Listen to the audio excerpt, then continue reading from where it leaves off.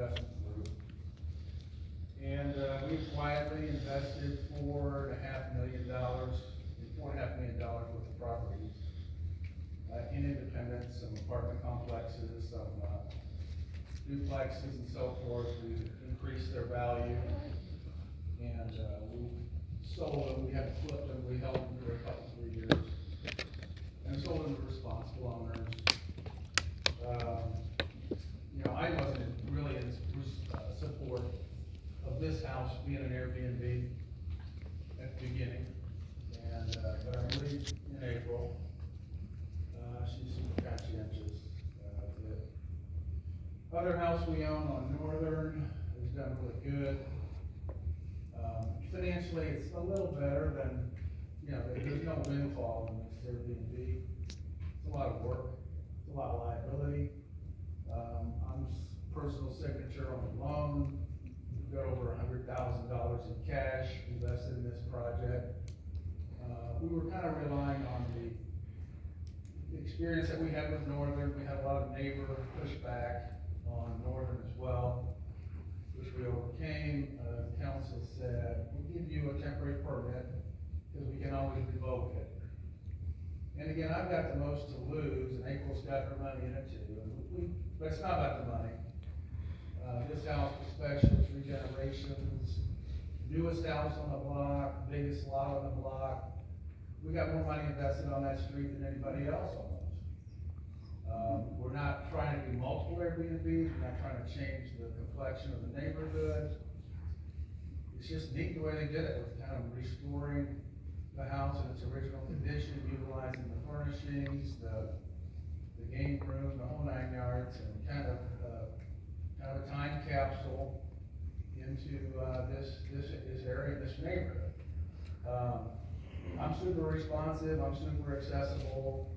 I've got the most to lose if we put a bad tenant in there, whether it's Airbnb or whatever. Anybody who tears it up. She's got nothing but 5-star ratings on Independence.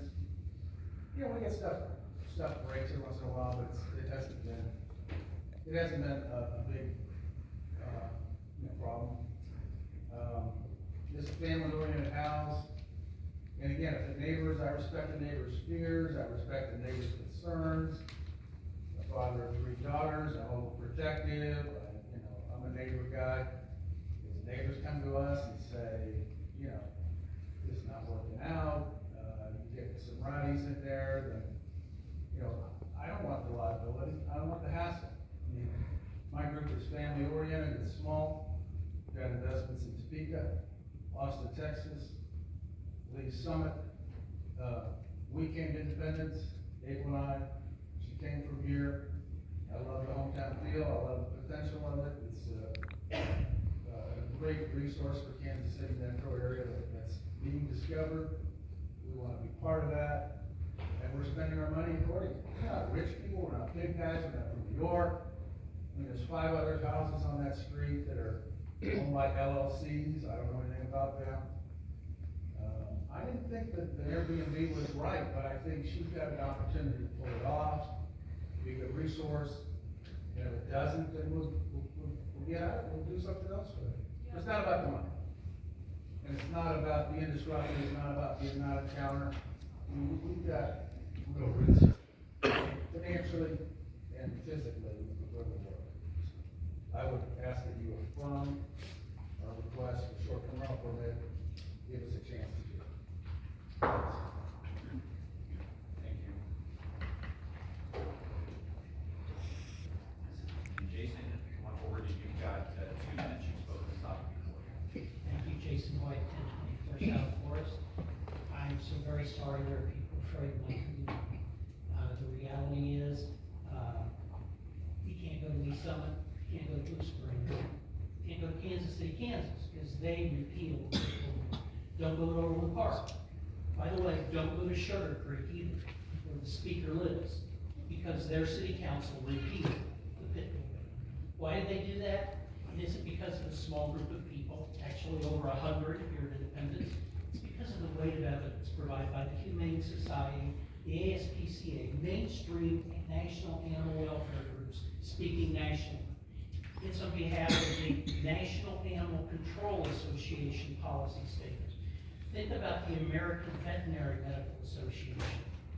The mainstream animal groups have all acknowledged it's unenforceable, doesn't make sense. Study and work and have a good, effective dangerous dog ordinance. You have 1 minute. The last thing to say is keep it accurate. Excelsior Springs repealed their ban. There was a tragedy up there. The tragedy was a German Shepherd and a Mastiff.